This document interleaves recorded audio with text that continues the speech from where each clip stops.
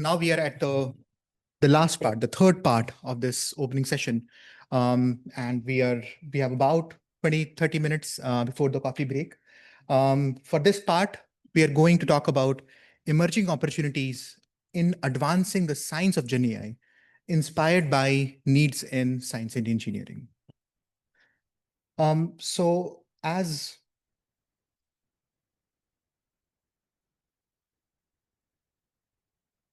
I think just a little slow. Okay. So as we have already discussed, right, many of the innovations in generative AI that we know today in the form of frontier foundation models have been driven by problems and needs in the tech industry, driven by applications in computer vision and language modeling. And as we have discussed already, these frontier foundation models, generative AI models, suffer from several limitations, right, that we really care about when applying these models in science. One of these limitations is their poor generalizability on distributions of data samples, on regimes where we have not collected sufficient data, right? So how do we go to auto distribution generalization? And even if we are able to achieve good predictive accuracy, right, many times in science, the goal is to go beyond making predictions to understanding the causal mechanisms, to focus on interpretability and reasoning. And Jenna gave an excellent overview on that objective. We also want these models to be controllable in ways that make sense to scientists. And finally, these models have huge compute and data needs. So how can we address these limitations? And there is a lot of opportunities of taking inspiration from problems in science and engineering to address many of these limitations. In scientific and engineering applications, we are looking at multiple forms of novelties. We are looking at new types of data, new modalities of data beyond vision and text. We are looking at data that is available as graphs. For example, molecules. We have data in the form of rasters. We have data in the form of sensor networks, in the form of protein sequences, genomic sequences. We have data coming not just in the form of observations, but also in the form of simulations. Also in the form of experiments that we do. There are broader classes of problems that we can look at in science beyond classification and regression. We can look at problems such as forward inverse modeling, reduced order modeling, hypothesis generation that was covered in Jana's talk too. And finally, we have the availability of a rich tradition of modeling scientific phenomena in the form of structured knowledge available as equations, laws, symmetries, knowledge graphs, mechanistic models, and so on. So given these unique features or capabilities that we see in science and engineering, what we need to explore is a two-way communication between innovations in GenAI and the needs of problems in science and engineering. Right? So that the innovations in GenAI are inspired by these needs, and these advances that we make in GenAI are used to accelerate scientific discovery. And this two-way communication is at the heart of this entire field of knowledge-guided machine learning, or KGML. And here is just a 2D view to demonstrate at a high level what is the goal of KGML, that we want to leverage not just the data that we have in scientific applications, but also the knowledge or the scientific theory available in so many different forms in how we build these models, in how we train them, in how we deploy them, in how we evaluate them. This entire area of research in KGML was summarized in a roadmap paper that we prepared in 2017 that almost laid the foundations of several directions on how we can integrate knowledge with machine learning frameworks. More recently, in a perspective article that is currently on archive, we have summarized where the field is currently. Um, Research in this area is referred to by several names. So instead of the term knowledge, you may use synonyms like theory or science or physics, or process. Instead of guided, you could use synonyms like informed, aware, infused, enabled, based, right? And ML could be replaced with AI, NN, data science, and so on, right? So you can mix and match these synonyms from these three categories, and you would come up with terms like physics-informed machine learning, physics-informed neural networks. They have subtle differences, but at a high level, they're exploring the same goal of how do we bring knowledge and data together.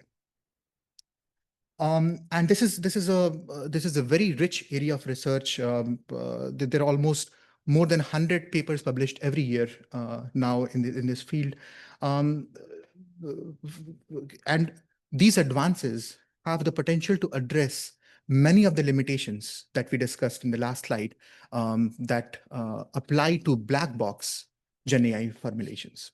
These KGML principles have the ability to improve um, out of distribution generalizability. They have the potential to improve the parameter and label efficiency. So how can we build models using smaller compute, using smaller number of label data? How can we move beyond predictive accuracy to interpretability and generating novel scientific hypotheses? So these are just some of the driving goals for research in the field of KGML. And if we look at the timeline of activities that have inspired the development of KGML, historically, there are different schools of thought where that have explored the idea of using knowledge and data together. For example, Bayesian formulations provide natural way to encode knowledge in the form of priors, right? And we also have methods from constraint optimization, from symbolic AI methods. Right? In the more recent times, one of the projects that really spearheaded um, directions on incorporating knowledge with machine learning was the NSF Expeditions project on climate change, led by Vipin Kumar. And during this process of working on climate change problems, we realized the importance of incorporating the knowledge that is encapsulated in the form of these climate models along with data-driven approaches. So we had one thought article in 2014. Similarly, there was another article in 2016 with very similar terminologies, theory-guided machine learning, but for material science. Right? So you could see that these ideas were emerging, but in isolated communities, in climate science, in material science. In in many ways, 2017 could be thought of as a watershed moment for the field of KGML, with several developments that happened. One was this perspective paper on theory-guided data science, which was an initial terminology for KGML, that tried to connect all these different advances happening in climate science, in material science, in hydrology, and provided a vision for what are the future possibilities. Parallelly, in 2017, we had the development of the seminal work on physics-informed neural networks, right, that are using machine learning neural network models to solve partial differential equations that are almost ubiquitous in many physical sciences applications, with supervision purely from the knowledge of the PDE. These developments have inspired several streams of research in KGML for different applications. We have a long-standing research direction in KGML for aquatic sciences. We have KGML for biodiversity science, for organismal biology. We have KGML for epidemiology, for agriculture. Many of these activities have been supported and enabled by funding from federal agencies such as NSF. And then we also have a lot of activity since 2017 in AI for X for different communities, AI for chemistry, with the development of equivariant neural networks, AI for protein folding and the flagship model of AlphaFold, AI for climate and weather, and there are many more recent models that are developing now. At different points of time, there have been perspective articles, review articles, survey articles summarizing the state of research in this area of KGML. And as I mentioned, many of these developments were possible because of calls from funding agencies. So going back to the physics of AI program of DARPA to the series of workshops held at NSF on AI-enabled scientific revolution that informed many of the recommendations in the ACED program, Accelerating Computing and Enabled Discovery. And throughout this process, there have been several community building activities that have happened in the field. Several symposiums, tutorials, workshops on KGML and AI for science in general, which is a broader field. Many of these organized by our team, but more widely by the community. Most recently, a bridge program that we organized at AAAI, and it's a series of bridge programs that we have been organizing. And just last week, I was at University of Michigan, where the Schmidt Sciences Foundation had an entire workshop on KGML organized by their postdocs. So this shows you the excitement that is there in the community in the field of KGML. And given the diversity of disciplines, researchers that are exploring problems in KGML, it's important to provide a structure, an organization to the different KGML advances. In our perspective article, we've tried to provide this structure in the form of a multi-dimensional, 5-dimensional perspective. Each of these dimensions capture different aspects of the nature of the problem that we are dealing with in KGML. So these dimensions can be thought of as different questions that a scientist can ask to situate their research in the rich KGML landscape. A longer discussion of this 5-dimensional figure is available in the form of a tutorial. The link is provided over there, which is a recording of the workshop that happened last year at Minnesota. But just to summarize some of these dimensions, the first 2 dimensions capture the variations in how we formalize knowledge, right? What is the exact format? Is it in the form of PDs? Is it in the form of knowledge graphs? Is it in the form of our knowledge of a mechanistic model, which in many ways has a modular structure? Or whether we are dealing with perfect knowledge or complete knowledge, ranging to imperfect, approximate, and missing or partial knowledge. There are dimensions that capture how we integrate knowledge in ML frameworks, ranging from process-centric to ML-centric. And finally, we have different use cases that are motivating research in KGML, ranging from forward modeling, inverse modeling, reduced order modeling, equation discovery, downscaling, subgrid parameterization, and so on and so forth. So these settings on these dimensions are still not exhaustive, right? There are many other settings.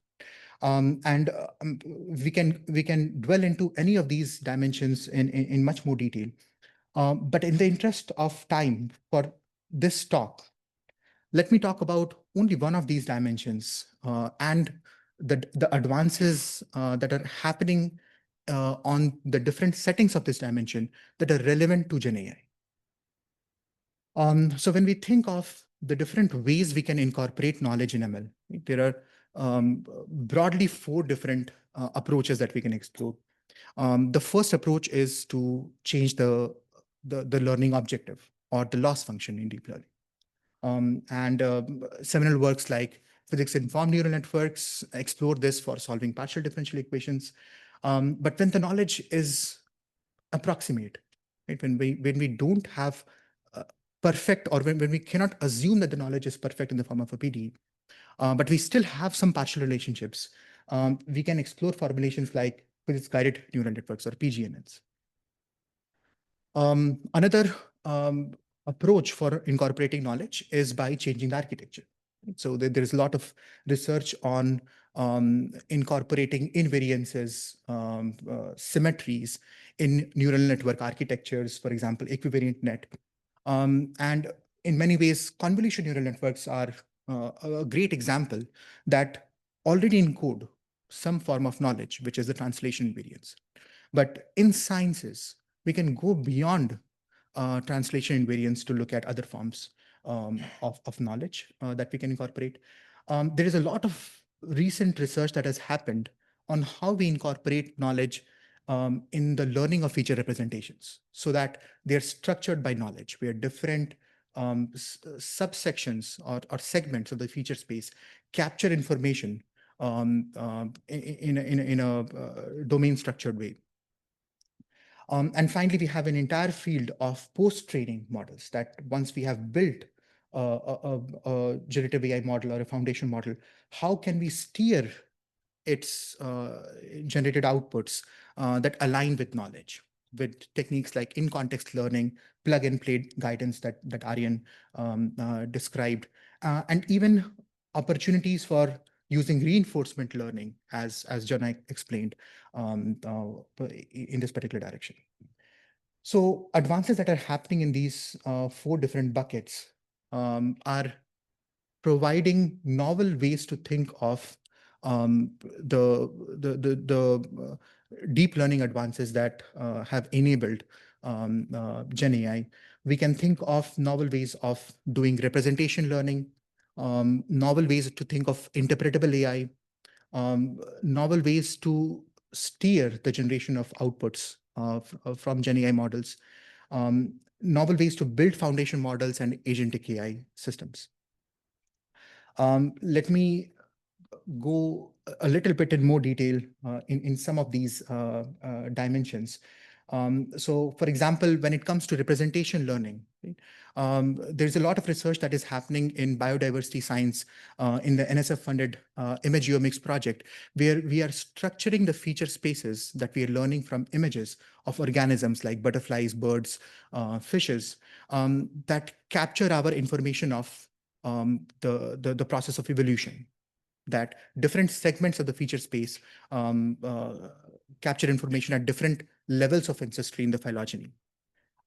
This is providing directions of aligning the features, these abstract representations that we learn in deep learning, with interpretable, explainable concepts. Right? And these ideas can go beyond biodiversity applications to mainstream vision and language problems. Just like we have self-supervised learning frameworks where we explore masked modeling strategies, exploiting some form of structure in the data, can we explore other forms of structure in the data to create counterparts for masked modeling in science? Can we do this masking in a more principled way that makes sense to a scientist? Can we pre-train our representations using simulations that we have available in many applications with varying degrees of fidelity? Can we use knowledge-guided loss functions as a pre-training task for self-supervised learning? Can we change the neural architectures? For example, using being inspired by the modular structure that we have of mechanistic models? Or can we rethink how we develop attentions, right? Where we do not only let the data drive the learning of the interactions or the attentions, but we also leverage some form of knowledge of how different tokens should interact with each other. And Aryan has also already gone through the guided inference portions like plug and play guidance and in-context learning that we can rethink in the presence of domain knowledge. In the world of foundation models, where we have a pre-trained and fine-tuned approach, right? These advances in KGML sit at different portions. Right? They can help us rethink pre-training, the architecture of these models, the fine-tuning or during post-training. So this is a very rich space, and I'm happy to discuss this in more detail. But in the interest of time, I'll hand it over to Aryan to discuss the use cases.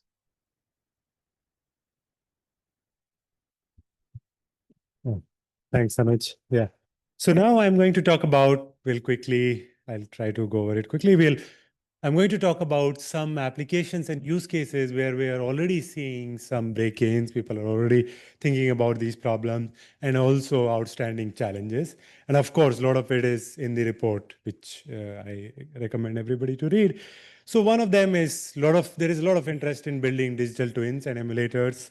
So there are lots of natural and human-made processes which occur over large spatiotemporal scales, and there is a growing interest in developing emulators for those processes in scientific and environmental systems, and hopefully also incorporate human feedback somehow. A popular one, which I've learned from my colleagues here, is how a lot of molecules, proteins, and stuff is not only about structure but also dynamics. So molecular dynamics, simulators for molecular dynamics is a big interest. There are lots of other domains, right? Weather sciences, we are trying to simulate climate, or in transportation, simulating traffic in urban centers. It's a very hard and important challenge. So these are lots of interesting applications already people are starting thinking about for these methods. But of course, a big challenge of building these digital twins and emulators is we really want to use them for rare events, to predict rare events, to estimate rare events, and that's what we have limited data about. So perhaps thinking from the knowledge perspective and other perspective is going to be important here. Another application, my favorite one, is experimental design, where we are thinking about searching over a space of, let's say, objects. This could be drugs, hardware chips, materials, and we want to achieve a design goal. Typically, the design goal is I want to find the best material, but this could be other design goals, like I want to find the most diverse ones and other things. A big challenge of these domains has always been that all of these objects are typically high dimensional. They're typically discrete in nature. So directly searching over this space has always been challenging. So with these generative AI methods, there is this new opportunity to convert this hard search problem into this sampling problem. And hopefully we can sample good candidates for our experimental design. An example I gave in the variational autoencoder, for example, you get this low-dimensional continuous embedding, and you can search in that space, and you can decode it back to get your original structures in the original space, and then you can evaluate them. But a lot of us who work on these problems know that experimental design is not only about exploration, and there are lots of challenges. A big one is we want to do that, and this was alluded earlier in the RL part also. We want to do this exploration in a resource efficient manner. I don't want to do thousands of millions of experiments, which are really expensive. And we care about all gazillions of properties, right? We care about lots of constraints. We want to handle multiple fidelities of evaluation. Evaluation is not a particular experiment, but it could be some simulation. You could do a faster simulation. You could use computational models.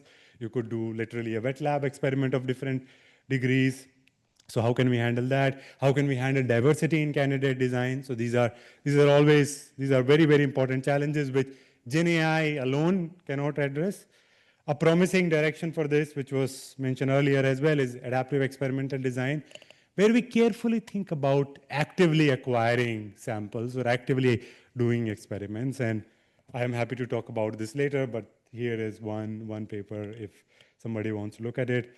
And of course, a big deal about, especially with language-based generative AI models, is now we have these natural language interfaces to lots of applications, and we are starting to think about using them in research workflows. So an example is semantic search engines. So can I just, when I generate a molecule, can I search in the literature if parts of these molecules are toxic or not? This is where a lot of work in RAG, or retrieval augmented generation, comes in. We are also starting to think about using these language models as orchestrators for code or APIs. So for example, an orchestrator for an experimental lab API. Of course, program synthesis and auto formalization is important for lots of other, like proving these systems, and hopefully by generating that, that will be useful there. And there are some examples of these services which I've listed, but there are lots of others as well. And there are lots of challenges here. Hallucinations is a big one when we um, work with these systems. It's still persisting. Trustworthiness, right? We want, especially in sciences, we care about sound inference, not just plausible inference. And I do believe a big part of it's going to be really thinking about human-centered design as well, because a lot of it, when we are trying to work with these systems, defining clear human intent is not that easy. So especially thinking about systems when they are going to generate, let's say, a lot more, let's say, large amount of content, or let's say text. How, and a human cannot possibly, we are reaching stages where a single human, it will take a lot of effort for a human to evaluate those things. So how do we think about human-centered design in those settings? So these are the three use cases, but of course there are lots, and we'll hear about all of them in the workshop in 2 days, but there is a lot more in the report that you can go and read, and yeah, we can take some questions.